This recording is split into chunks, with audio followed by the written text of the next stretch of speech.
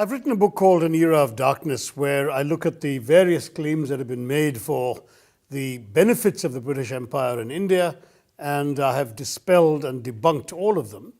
One of them we're going to talk about today is about the fact that the British gave us the railways. There were no benign or beneficial motives for the British East India Company when they started this. Way back in 1843, when trains had just been invented and were coming online in England, at that time, Lord Hardinge, who was the Governor General of India for the East India Company, wrote a memo, remember 1843, saying that the railways would be, and I quote, beneficial for the commerce, government and military control of the country. 10 years later, 1853, his successor, Lord Dalhousie, said that the important role that India could play as a market for British goods and as a source for agricultural raw materials for Britain would be facilitated by the railways. So from the very top and from the very start, it was clear that the British wanted to build the railways for their purposes. I was criticized by some for arguing that the railways were actually a gigantic colonial scam, but they were. Why? Because when the railways were built, the British did so at the expense of Indians. Indian taxpayers paid for the entire construction of the Indian railways, but the profits were all made by the English. The government guaranteed 5%. If the profits ever dropped below 5%, they were guaranteeing 5% that the Indian taxpayer would pay for. Now, 5% may not seem very much today. In those days, it was the single most profitable investment available in the entire London Stock Exchange for 20 years. But it was described as private profit at public risk.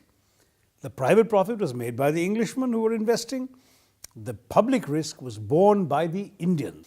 So 1 mile of railway in India cost £18,000, whereas in the same time, the same mile of railway in the United States cost only £2,000. So Indians were paying 9 times what they needed to pay to build the Indian railways, and that money entirely went to the English. The first railway line was opened between Bombay and Thane in 1853. Mahatma Gandhi's first crusade when he returned to India in 1916 was on behalf of the third-class traveller.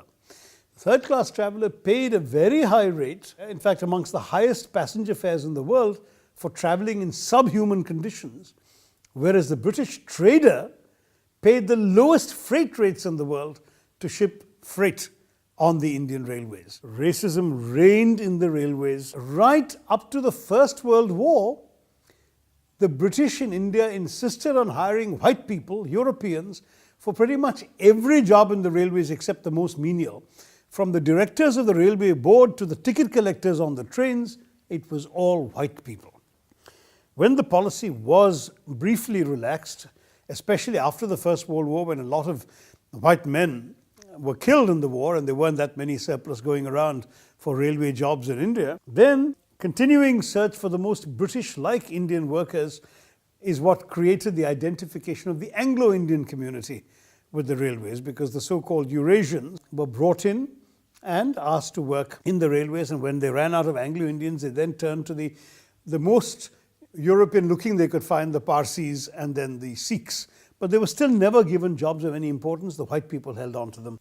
Even when there was a brief attempt at Indianization in the 1870s, the British operated on the principle that it would take 3 Indians to do 1 European's job. But today there is a fitting end to this saga. What happened is that the British Railways now has a principal technology consultancy firm called Rendell Palmer and Triton. These people actually get most of their technical expertise on a consultancy contract basis with the Indian Railways consultancy arm RITES. So Indian engineers are now advising the British on how to run their railways, but after suffering for over 100 years, or about 100 years of British discrimination. The sad truth is there is a certain historical amnesia about the colonial experience.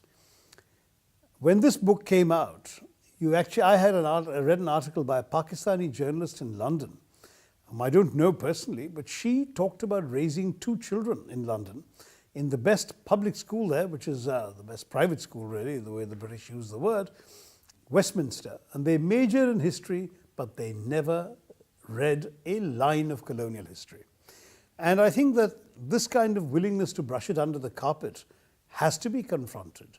It seems to me that we have to say to the people of Britain, ultimately, this is your history. You know that London has all these magnificent buildings. You ought to know what paid for them to be built there.